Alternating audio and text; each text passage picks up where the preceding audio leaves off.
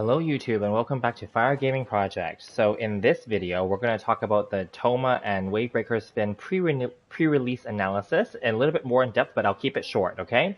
Before we begin, please subscribe, please hit the like button, please hit the notification bell, and please also leave me questions and comments as well. Will you guys be polling for Thoma on the character banner, on Hu Tao's rerun banner? Will you be polling for the Wavebreaker spin and or the Mo'un's Moon on the weapon banner, which is not to be announced yet, but assumed to have the Staff of Homa for Hu Tao?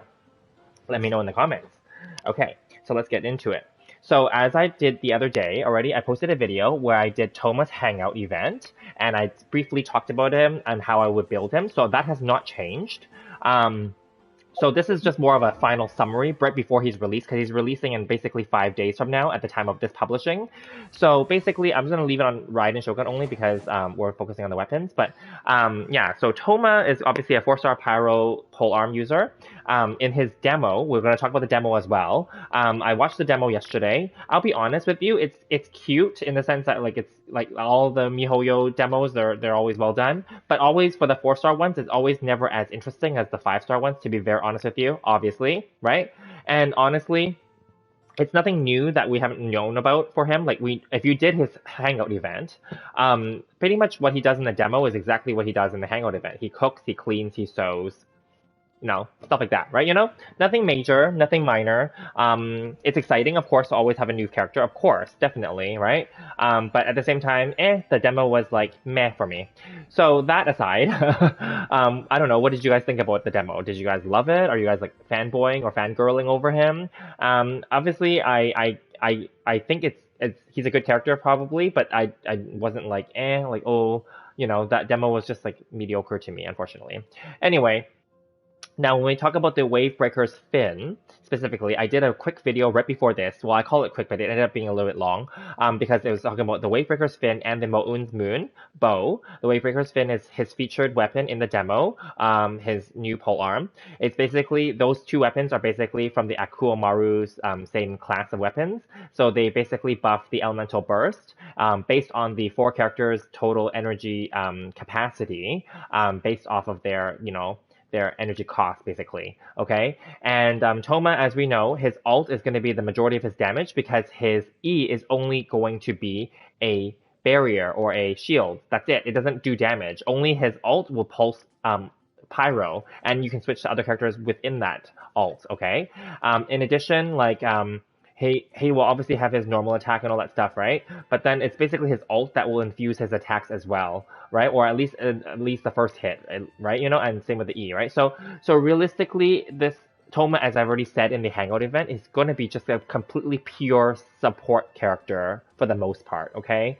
And for that reason, I don't even know if the Wavebreaker's fin is even worth it to get for him, because Wavebreaker's fin is so that you could have more, elemental burst damage. But really, you're not really going, or at least I don't plan to, use Thoma as a damage character, like a DPS or sub-DPS.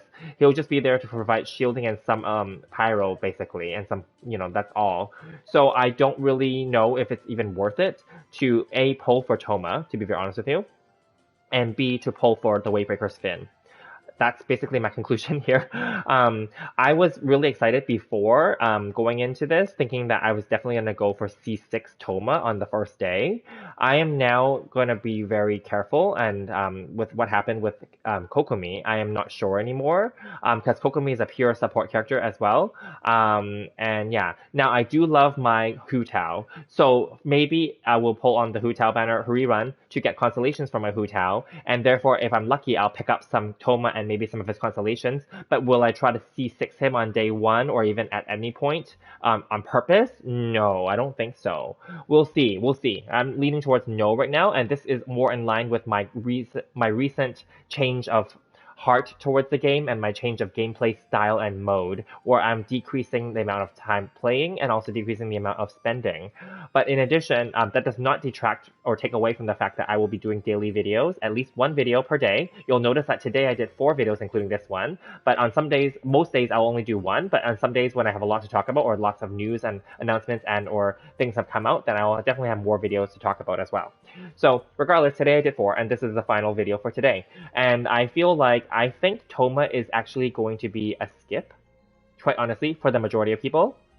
Unless you're going for Hu Tao and or her constellations and you pick up Thoma, then that's a bonus, right? But you wouldn't specifically pull on that banner for Thoma. For Wavebreaker's Fin, it's also a skip because the weapons banner is a scam. Again, although the Wavebreaker's Fin is going to be an awesome weapon, there are plenty of other polearm weapons that are pretty good already. I'm not going to go into more detail here because I went into a lot of detail in my pre-release analysis for the Wavebreaker's Fin and the Moun's Moon already, so do check that video out. That was right before this one. That one is longer, but it goes into what my thoughts are about the weapon itself compared to other weapons that exist in the game already, for example, these ones, and also which characters can benefit from it. Basically, long story short, that what the Wavebreaker's Fin and just like the Akua Maru and the Moun's Moon are very versatile weapons that will fit any character as long as you maintain their substats in a certain way. For example, the ones that need energy, as long as you make sure that they have lots of energy from the artifacts, then you're good. Because just like the Akua Maru, it's going to be a very strong weapon, all of these series, right? But is it worth it to pull on it? Just like the Akua Maru, it is not worth it to pull on the banner unless you are going for the banner for that 5-star and you got it as a bonus, from your 10 pulls or whatever, and you got it, I think that's basically my conclusion here. So I want to keep it short, super short here. I'm leaning towards now changing my stance on Thoma, that he will just be probably a bonus character if I'm pulling on the Hu Tao banner for her constellations, and I'm probably not going to see 6 him on day 1 anymore, and definitely I am going to be skipping the weapon banner altogether. It is not official yet, but it's assumed that the Staff of Homa will be on that banner, because as of the publishing of this video, it's not announced yet, but in the next few days, day or two, basically, they're going to announce the next weapon banner, right? Because it's coming soon for Hu Tao, and likely the Staff of Homa will be on that weapon banner. And as you can see on the screen here, I already have 2 of them. I don't need to get them to R2. I would like to, but I don't have to, let's put it that way. And in order to save money and to keep in with my current new playstyle and my new stance on the game, I am probably not pulling on the weapon banner. I'm 99.9% sure I'm not pulling on the weapon banner for Hu Tao, but I am possibly going to pull on her banner because I love my Hu Tao. And I would love to go and get some of her constellations. I already have her at C1, and that's arguably the one that everyone says is like her best, and then C6 for the whales out there. And then everyone does say that her C2 and C2 through C5 are not necessary, and I actually agree with that. So again, I'm going to put this out there that I may not end up pulling on the Hu Tao banner, even though I said I would previously, because things have changed, and as you think more carefully, you start to change your stance on things, and that's okay. So, I mean, I'm lucky that I already have her at C1, so I don't know that I really want to pull her. If I was to pull on this constellation for her, I would probably go for C2 and C3. But that's for another video, if I was to do it. So you'll see that if it happens. I will keep this video short, and just, again, to close out, that I do not think that it's worth it to get C6 Thoma right away, because he's a pure support character with basically minimal purpose, other than some pyro aspects to him, and mostly shielding, quite honestly. You have better shielders in the game already, trust me. And also, for pyro, there's tons of pyro characters in the game already. So again, there's no shortage of it, and he will be available on the standard banner, and he will probably be rerun again in the future anyway, but we'll see. For the Wavebreaker's Fin and the Moun's Moon appearing on the Staff of Homa banner, for me, it's a complete skip.